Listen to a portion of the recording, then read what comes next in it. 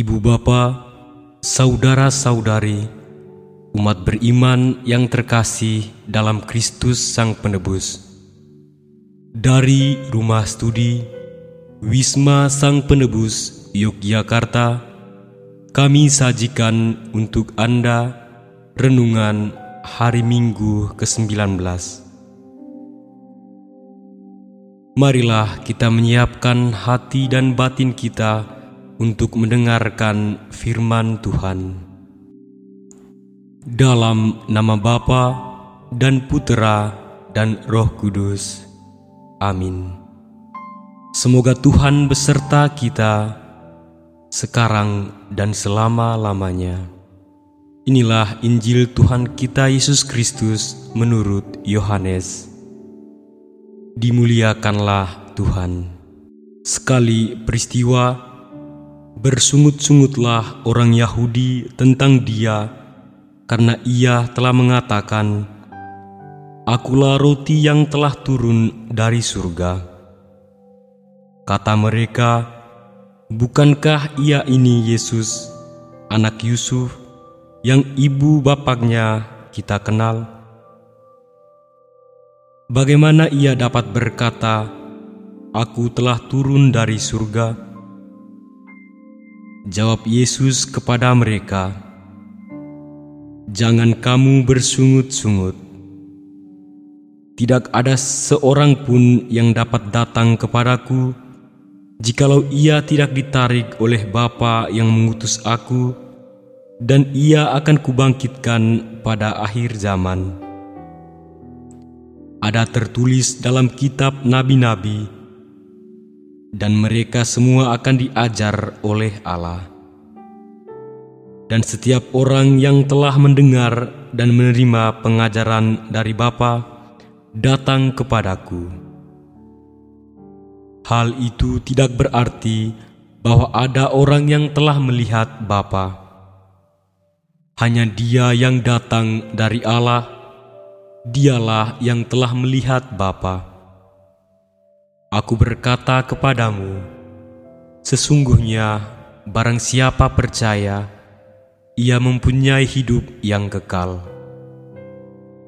Akulah roti hidup. Nenek moyangmu telah makan mana di padang gurun, dan mereka telah mati.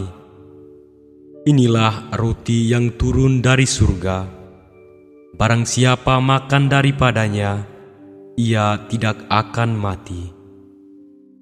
Akulah roti hidup yang telah turun dari surga.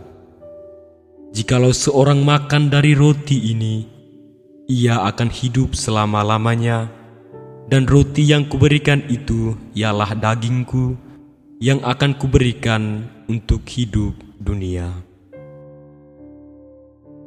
Demikianlah sabda Tuhan.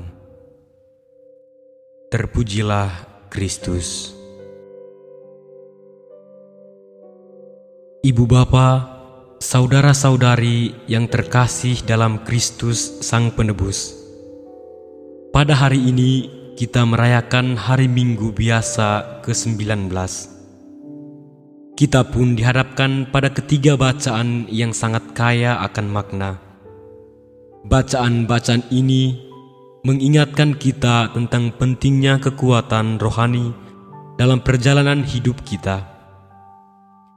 Setiap orang dari kita memiliki perjalanan yang penuh dengan tantangan, dan kita membutuhkan makanan yang dapat menguatkan kita. Namun, makanan yang dimaksud di sini bukanlah makanan jasmani semata, melainkan makanan rohani yang membawa kita kepada kehidupan yang kekal. Ibu bapa, saudara-saudari, umat beriman yang terkasih dalam Kristus Sang Penebus. Dalam bacaan pertama, kita mendengar tentang Nabi Elia yang sedang mengalami kelelahan dan keputusasaan dalam perjalanannya. Ia bahkan meminta agar Tuhan meninggalkan Elia. Sebaliknya, Tuhan mengirimkan malaikatnya untuk memberi Elia roti dan air, makanan yang cukup untuk menguatkan dia dalam perjalanan selama 40 hari 40 malam menuju gunung Allah, yakni Horeb. Hal ini mengajarkan kepada kita bahwa dalam masa-masa paling gelap dan sulit dalam hidup kita, Tuhan tidak akan pernah meninggalkan kita. Dia menyediakan makanan rohani untuk menguatkan kita dalam perjalanan iman kita. Mungkin kita tidak diberi jawaban atau solusi segera, tetapi Tuhan selalu memberikan kekuatan yang kita butuhkan untuk melanjutkan perjalanan. Lalu apa yang harus kita lakukan agar Tuhan tidak meninggalkan kita? Dalam surat kepada jemaat di Efesus, Paulus mengingatkan kita agar jangan mendukakan Roh Kudus dan untuk hidup dalam kasih, meneladani Kristus. Paulus menasihati kita untuk meninggalkan segala kepahitan, kemarahan, dan segala bentuk kejahatan. Sebagai gantinya, kita dipanggil untuk menjadi ramah, penuh belas kasihan, dan saling mengampuni. Ibu bapa, saudara-saudari, umat beriman yang terkasih dalam Kristus Sang Penebus. Hidup dalam kasih seperti Kristus berarti kita harus berusaha menjadi roti bagi sesama kita, menjadi berkat bagi orang lain, bukan menjadi sumber kepahitan atau kejahatan. Kasih yang kita terima dari Kristus adalah makanan rohani yang harus kita bagikan kepada orang lain. Dengan demikian, kita tidak hanya menguatkan diri kita sendiri, tetapi juga membantu menguatkan sesama kita dalam perjalanan iman mereka. Hal serupa ini yang mau dijelaskan oleh Yohanes dalam Injilnya, yakni Yesus menyatakan bahwa dialah roti hidup yang turun dari surga. Orang-orang Yahudi saat itu sulit menerima pernyataan ini karena mereka hanya melihat Yesus sebagai anak Yusuf, seorang manusia biasa. Namun, Yesus dengan tegas mengatakan bahwa barang siapa makan roti ini akan hidup selama-lamanya. Roti yang dimaksud adalah tubuhnya yang akan diberikan untuk kehidupan dunia. Yesus adalah makanan sejati yang memberi kita kehidupan kekal. Dalam Ekaristi, kita menerima tubuh dan darah Kristus yang adalah roti hidup yang turun dari surga.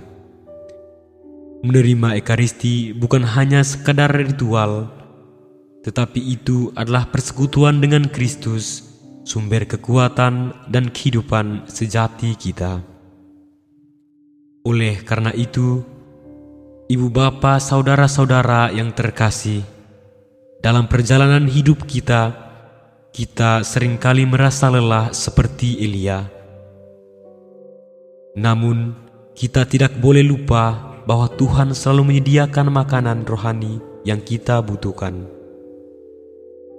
Melalui sakramen-sakramen, terutama Ekaristi, dan melalui kasih yang kita bagikan kepada sesama, kita dipanggil untuk terus berjalan, dipenuhi dengan kekuatan yang hanya bisa diberikan oleh Tuhan.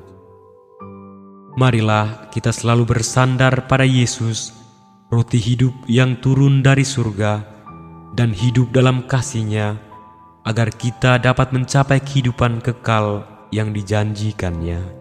Semoga Tuhan Yesus memberkati kita. Amin.